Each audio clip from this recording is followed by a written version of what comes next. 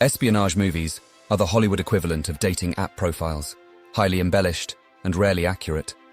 The gritty, high-stakes reality of espionage rarely comes with the suave charm and tailored suits you see on screen. But today, we're diving into a story so bizarre, it might make you question reality, even in the world of espionage. Introducing Operation Satanique, a name that sounds like it was plucked straight from a brainstorming session for a comic book villain. In this real-life escapade, the French Foreign Intelligence Agency, the DGSE, made an unconventional decision.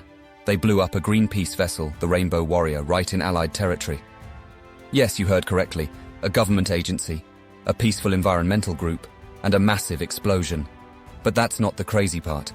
They decided to use nuclear weapons and high-powered explosives to get their point across. Now, before you think I've just pitched the plot for a summer blockbuster, remember this is not fiction. But hey, let's not keep all this fascinating knowledge to ourselves. Join our community of curious minds by subscribing right away. When you do, drop us a comment saying, "I subscribe," to let us know you're on board. We'll be thrilled to respond and engage with your questions and suggestions. Together, let's embark on an exciting journey to uncover hidden secrets and untold tales on Becker's casual history. In the tumultuous era of Cold War tension and fervent environmental activism, there emerged a covert operation that would set the world ablaze. This endeavor, masterminded by cunning French intelligence operatives, had a singular aim: to cripple the iconic Greenpeace flagship, the Rainbow Warrior, right in the heart of New Zealand. 3 shadowy agents, hidden aboard the yacht Uvea, smuggled 2 ominous limpet mines, destined to unleash chaos. These deadly parcels changed hands to Dominique Prieur and Alain Maffar, agents that were disguised as a newlywed couple. But the plot thickens as these agents passed the lethal cargo once again, this time to a dynamic demolitions duo of divers, Jean Camas and Jean-Luc Kister.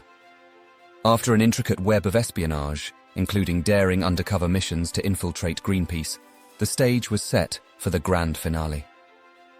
Beneath the inky depths of Marsden Wharf in Auckland, New Zealand, our intrepid divers embarked on their perilous mission. With the world watching, they stealthily attached the 2 limpet mines to the Rainbow Warrior's unsuspecting hull, sealing its fate.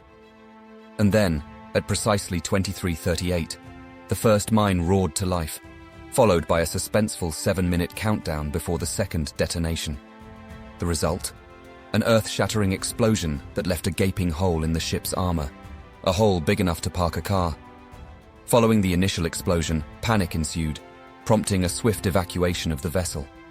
Tragically, amidst the chaos, some of the crew chose to return to the ship to investigate the cause of the blast and capture footage of the damage.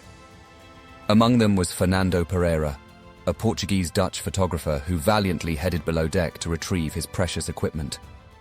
However, as the clock ticked towards 23:45, fate took a cruel turn. Fernando remained on board when the second bomb detonated. While the others who had ventured back to the ship managed to escape, Fernando met a tragic end. He drowned as the ship's hull rapidly succumbed to flooding, and the vessel partially sank just 4 minutes later. Now, here's the burning question. What on earth possessed a branch of the French government to resort to bombing Greenpeace, an organization of civilians advocating for environmental causes? To truly grasp the depths of Operation Satanique, one must immerse themselves in the geopolitical landscape of the era. The late 1980s, a time when the world was ensnared in the clutches of Cold War tensions, as nations jockeyed for supremacy on the global stage. Within this intricate dance of power, France emerged as a key player, asserting its authority and pursuing nuclear ambitions, including controversial testing in the Pacific. France's foray into nuclear weapons testing was no secret. They had been conducting these tests on the Mururoa Atoll, nestled within the Tuamotu archipelago of French Polynesia, since 1966. However, in 1985, a collective of South Pacific nations joined forces and inked the Treaty of Rarotonga. This historic agreement effectively transformed the region into a nuclear test-free zone. In this geopolitical arena, Greenpeace had risen as a prominent champion of environmental protection. Their unwavering opposition to nuclear testing and staunch stance against ecological degradation had garnered them both admirers and adversaries. In 1977, Greenpeace acquired the Rainbow Warrior, unleashing it on a series of campaigns throughout the 1970s and 80s. These missions ranged from protesting whaling and seal hunting to taking a stand against nuclear waste dumping and nuclear weapon testing. By 1985, the ship found its home in the southern Pacific Ocean, where its crew dedicated their efforts to protesting nuclear testing. In a remarkable act of humanitarianism that year, the ship relocated 300 Marshall Islanders from the polluted Rongelap Atoll, a consequence of earlier testing. The Rainbow Warrior then chartered a course to New Zealand, where its mission was to lead a fleet of yachts in protest against France's ongoing nuclear tests in the region. However, France had a reputation for wielding a heavy hand during such protests. In previous demonstrations, French commandos had forcefully boarded ships that ventured too close to restricted waters. This time, Greenpeace devised a plan to monitor the tests by stationing protesters on the islands to witness the detonations up close. But the French had their own, more sinister intentions in mind. What followed was one of the most extensive police investigations New Zealand had ever seen. The New Zealand police swiftly zeroed in on two of the French agents, Captain Dominique Prieur and Commander Alain Maffat, marking them as the prime suspects. Interestingly, it was a vigilant local neighborhood watch group that initially raised suspicions about their activities, leading to their prompt apprehension. Curiously, they were carrying Swiss passports, but their true identities were soon exposed, tracing them back to the French government. But here's where the plot thickens. Other members of the covert team managed to slip through the cracks. Although one of them was identified, she managed to escape capture and fled to Israel before extradition could take place. The New Zealand authorities sought assistance from their Israeli counterparts, but she mysteriously received a tip-off and vanished into the shadows. As for those who had smuggled the bombs into New Zealand aboard the Uvea, they made a daring escape on the very same yacht. New Zealand requested aid from Australia in tracking them down on Norfolk Island. However, Australian law stipulated that they couldn't be detained without evidence, resulting in their release. Conveniently, a French submarine named the Rubis arrived on the scene, effectively erasing any lingering evidence by scuttling the Uvea. However, the damage had already been done. While New Zealand may not have apprehended all those involved, France's attempts at damage control did little to shake off the accusations of guilt. In the initial aftermath, France, an ally of New Zealand, vehemently denied any involvement and decried the bombing as an act of terror. The French ambassador in Washington even went so far as to assert, "The French government does not deal with its opponents in such ways." New Zealand, upon uncovering the identity of the perpetrators, labelled the incident as a criminal attack in breach of the international law of state responsibility, committed on New Zealand's sovereign territory. While not as sensational as calling it a terrorist attack, this term was strategically employed to deter France from attempting to explain its actions through the United Nations. In a courtroom drama that played out on the global stage, Prieur and Maffat, the two agents captured by Auckland police, both pleaded guilty to manslaughter, receiving 10-year sentences each. France, however, responded with a heavy-handed threat, an economic embargo on New Zealand's exports to the European Union. Such a move would have devastated New Zealand, heavily reliant on trade with the UK, and was met with strong opposition.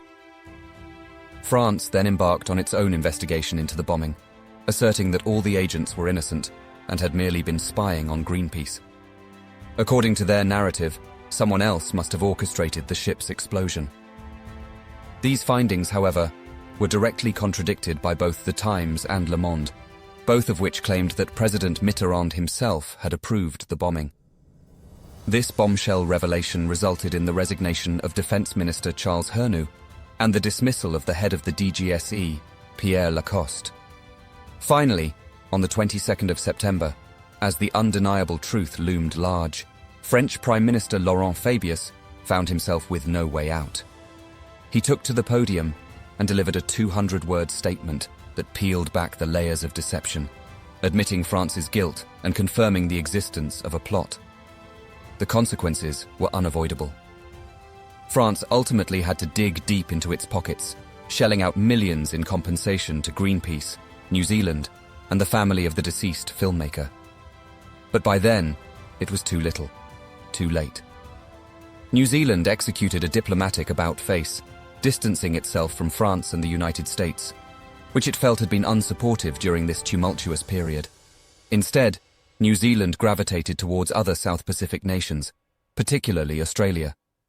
While France and New Zealand maintain their alliance to this day, the spectre of Operation Satanique occasionally rears its head, resurfacing every few years.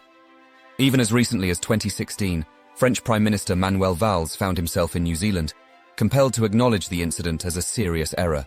So there you have it, a tale where reality is stranger than fiction.